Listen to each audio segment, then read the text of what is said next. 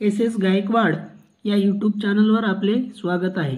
आपण पोलीस भरती PYQ अभ्यास करत आहोत। विषय आहे संविधान। आजचा टॉपिक आहे आणीबाणी, त्यालाच इमर्जन्सी असे म्हणतात। प्रश्न क्रमांक 1, भारतीय राज्यघटनेत किती प्रकारच्या आणीबाणींचा उल्लेख आहे? मुंबई चालक भरती 2024 चा प्रश्न आहे। या ठिकाणी आपल्याला माहिती पाहिजे की भारतीय राज्यघटनेमध्ये 3 प्रकारच्या आणीबाणींचा उल्लेख आहे। यामध्ये सर्वप्रथम की संविधानाच्या भाग 18 पार्ट 18 मध्ये कलम 352 ते 360 या दरम्यान आणीबाणींच्या तरतुदी आहेत भारतीय संविधानामध्ये। पहिला आहे 352। या 352 मध्ये राष्ट्रीय आणीबाणीची तरतूद आहे। त्यानंतर आहे कलम 356। जेव्हा राज्यातील घटनात्मक यंत्रणा हतबल झाली असते किंवा विस्कळीत झालेली असते तेव्हा जी राजवट लागू केली जाते त्याला राष्ट्रपती राजवट म्हणतात, त्यालाच राज्य आणीबाणी असे देखील म्हणतात। त्यानंतरचं जे महत्त्वाचं कलम आहे 360, यामध्ये जेव्हा आर्थिकरित्या देश डबघाईला येतो किंवा आर्थिक यंत्रणा विस्कळीत होते देशाची, तेव्हा जी आणीबाणी लागू केली जाते त्याला आर्थिक आणीबाणी असे म्हणतात आणि त्या संदर्भात कलम आहे 360। एक ध्यानात ठेवा, 352 राष्ट्रीय आणीबाणी, 356 राज्य आणीबाणी किंवा राष्ट्रपती राजवट आणि 360 आर्थिक आणीबाणी, अशा एकूण 3 प्रकारच्या आणीबाणींचा उल्लेख भारतीय संविधानामध्ये आहे। प्रश्न क्रमांक 2, या ठिकाणी खालीलपैकी कोणती कलमे राष्ट्रपतींच्या आणीबाणीच्या अधिकारांशी संबंधित आहेत? जालना पोलीस भरती 2024 चा प्रश्न आहे। कलम 352 राष्ट्रीय आणीबाणी, कलम 356 राज्य आणीबाणी किंवा राष्ट्रपती राजवट आणि कलम 360 ही आर्थिक आणीबाणी, आणि याच कलमांच्या अंतर्गत राष्ट्रपतींच्या अधिकारासंबंधित तरतुदी आहेत।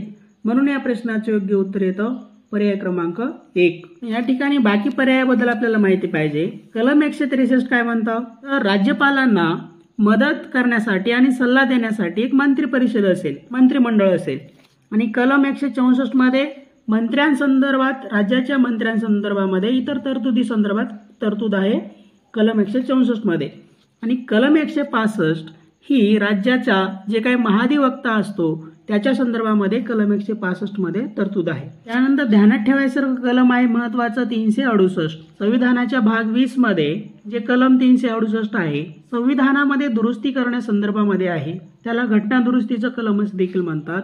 म्हणून 368 आपल्याला पाठ पाहिजे। त्यानंतर ध्यानात ठेवण्यासारखं कलम आहे कलम 369।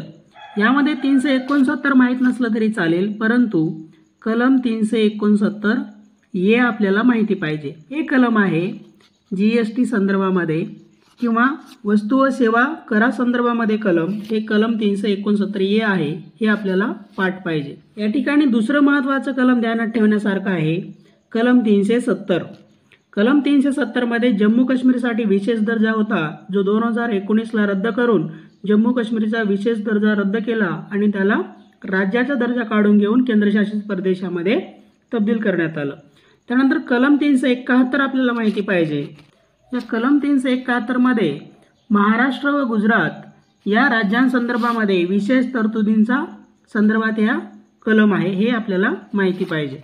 परंतु या प्रश्नाचं प्रश्न क्रमांक 2 चं योग्य उत्तर येतं पर्याय क्रमांक 1, 352 राष्ट्रीय आणीबाणी, 356 राज्य आणीबाणी व 360 आर्थिक आणीबाणी, हे ध्यानात पाहिजे। प्रश्न क्रमांक 4, भारतातील राष्ट्रीय आणीबाणीचा कालावधी पुढील पर्यायातून निवडा।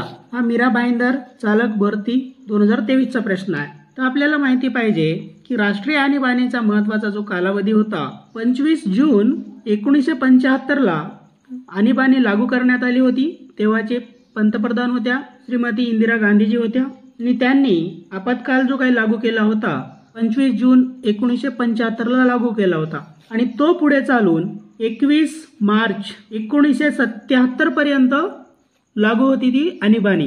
या ठिकाणी आता चालू घडामोडी संदर्भामध्ये एक फॅक्ट ध्यानात ठेवा की 25 जून हा दिवस संविधान हत्या दिवस म्हणून साजरा करण्याचं ठरवलेलं आहे दरवर्षी। याचं कारण काय की असं म्हणणं आहे या सरकारचं सध्याच्या की जे काही आणीबाणी लागू केली होती इंदिरा गांधीजींनी, तर त्या काळामध्ये संविधानिक मूल्यांचं हनन झालेलं आहे आणि मोठ्या प्रमाणामध्ये संविधानाची एक प्रकारची हत्याच झालेली आहे असं यांचं म्हणणं आहे। म्हणून 25 जून हा दिवस दरवर्षी संविधान हत्या दिन म्हणून साजरा केला जाईल असं घोषणा सरकारने केलेली आहे, हे आपल्याला माहिती पाहिजे.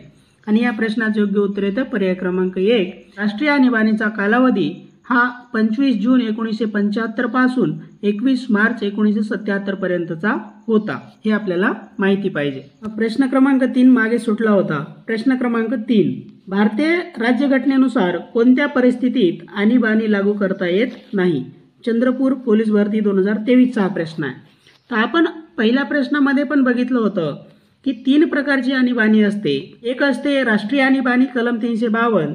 त्यामध्ये अंतर्गत बंड किंवा युद्धाची भीती असल्यास किंवा युद्धजन्य परिस्थिती असल्यास ती राष्ट्रीय आणीबाणी लागू करू शकतो आपण. त्यानंतर आहे जे कलम 356. त्यामध्ये घटनात्मक नियमानुसार राज्य सरकारचा कारभार चालत नसल्यास तेथे आणीबाणी लागू केली जाते, त्याला म्हणतात राष्ट्रपती राजवट किंवा राज्य आणीबाणी. हे झालं कलम 356. आणि जेव्हा देशाची आर्थिक व्यवस्था विस्कळीत होते, ढासळली जाते, तेव्हा जी आणीबाणी लागू केली जाते तर ती आणीबाणी आहे कलम 360 मध्ये. अशा एकूण 3 प्रकारच्याच आणीबाणीचा उल्लेख आपल्या संविधानामध्ये आहे. मग या ठिकाणी आपल्याला विचारले की कोणत्या परिस्थितीत आणीबाणी लागू करता येत नाही, तर याचं योग्य उत्तर येतं अवर्षणग्रस्त परिस्थितीमध्ये आणीबाणी लागू करण्याची तरतूद आपल्या संविधानामध्ये नाही.